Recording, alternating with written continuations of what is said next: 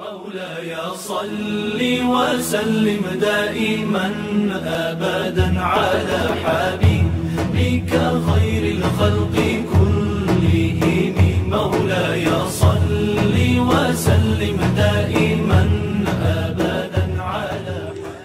Baik jamaah sekalian rahimakumullah, Bukit Uhud ini tadi sudah diceritakan dalam kaitan dengan past ya yang sudah berlalu. Tapi ternyata dalam hadis Nabi ada juga sebuah riwayat tentang masa depannya. Jadi Bukit Uhud ini suatu ketika nanti akan didaki oleh sosok yang namanya Dajjal. Jadi Dajjal itu akan mendaki Bukit Uhud. Nah, sebelum saya lanjutkan hadis ini, di zaman kita sekarang Bukit Uhud ini dimasukkan ke dalam peta wilayah kota Madinah, ya.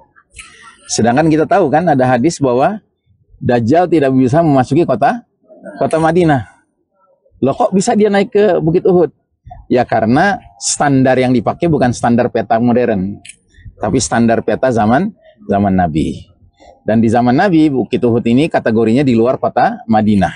Makanya menjelang perang Uhud itu sempat terjadi musyawarah antara Nabi dengan para sahabat, apakah kita keluar menyambut kaum musyrikin Quraisy atau kita bertahan di dalam Madinah, begitu. Nah, kalau keluar tuh maksudnya ke Bukit Uhud, dan itu berarti Uhud bukan bagian dari kota Madinah, ya. Ini perlu difahami. Jangan sampai ada yang heran, loh kok Dajjal naik ke atas Bukit Uhud, padahal Uhud bagian dari Madinah. Sedangkan Dajjal nggak bisa masuk Madinah. Itu benar, nggak salah. Cuman masalahnya adalah standar perwilayahannya, petanya itu beda. Sebagaimana juga akan ada hadis nanti, mungkin saya akan bahas entah sempat atau tidak, tentang suatu peperangan yang terjadi di wilayah namanya Asqalan.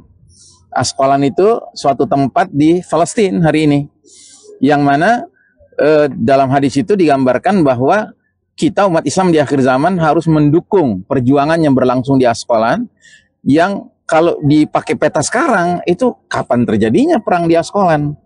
Tapi kalau kita pakai peta zaman dulu, Asqalan itu mencakup wilayah Gaza, ya. Nah, jadi kalau pakai standar dahulu, perang di Asqalan itu yang sudah berlangsung kemarin itu 470 hari itu, Pak. Jadi sudah semestinya kita mendukung memang perang itu. Anyway, kita kembali lagi kepada hadis tentang Dajjal.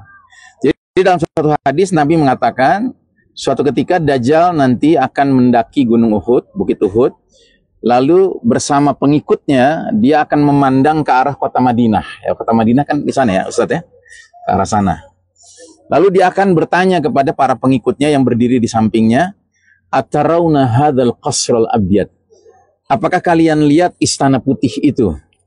Hadza Masjidu Ahmad. Itu masjidnya Ahmad. Maksudnya Masjid Nabawi, Masjid Nabawi. Nah, ini menarik sekali. Kalau kita ingat penjelasan Ustadz Jundi beberapa waktu yang lalu, bahwa Masjid Nabawi itu dibangun sederhana sekali ya, terbuat dari bahan batu-batu yang ditumpuk ya, dicampurkan dengan tanah, sehingga secara warna itu mestinya warnanya apa? Coklat ya. Tapi Dajjal mengatakan, kalian lihat istana putih itu, itulah Masjidnya Ahmad.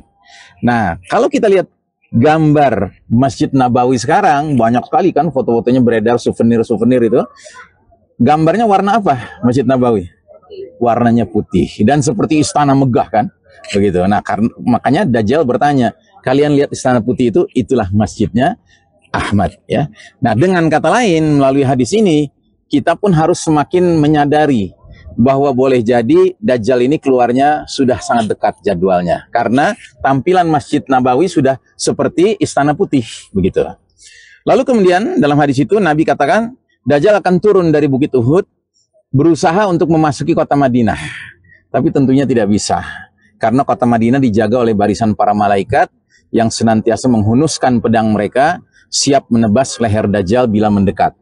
Akhirnya Dajjal pergi ke tempat lain, ya, tempat bukit bergaram, dan dari tempat itulah Dajjal menghentakkan kakinya 3 kali, menyebabkan terjadinya gempa di kota Madinah, ya, bergoyang kota Madinah sebanyak 3 kali.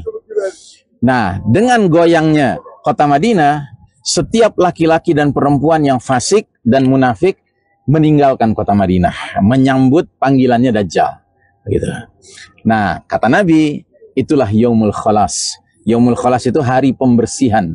Ya, hari pembersihan kota Madinah dari hadirnya kaum munafik dan kaum fasik, baik laki-laki maupun perempuan. Nah, jadi Bapak dan Ibu rahimakumullah, ini barangkali tambahan dari kami. Jadi Masya Allah, Jabal Uhud ini, dia punya peranan dalam kaitan dengan keislaman atau sejarah Islam, atau keseluruhan perjalanan umat Islam ini, baik yang konteksnya masa lalu maupun konteks yang akan datang. Ya. Nah, inilah Jabal Uhud yang tadi juga sudah dijelaskan Ustadz Jundi, akan berada di jannah kelak nanti, ya, akan ada di surga. Ya, karena dia menjadi saksi dari peristiwa-peristiwa penting, baik yang kaitannya dengan awal perjalanan umat ini maupun menjelang akhir perjalanan umat ini. Ya, saya kira ini barangkali sebagai tambahan. Mudah-mudahan Allah Ta'ala menjadikan kita orang-orang beriman yang mampu mengambil pelajaran dari setiap situs-situs yang spesial, yang punya nilai historis maupun nilai futuristik ke depan, ya. Dan itu menjadi sebuah bahan untuk kita semakin meyakini bahwa Nabi kita bila mana berbicara tidak merupakan sebuah produk hawa nafsu, tetapi memang bimbingan ilham langsung dari Allah Subhanahu wa taala. Ma yantiqu anil hawa in huwa illa wahyun yuha. Demikian, wassallallahu ala nabiyyina Muhammadin wa ala alihi washabihi ajmain. Walhamdulillahirabbil alamin. Wassalamualaikum warahmatullahi wabarakatuh. Belum dimatikan.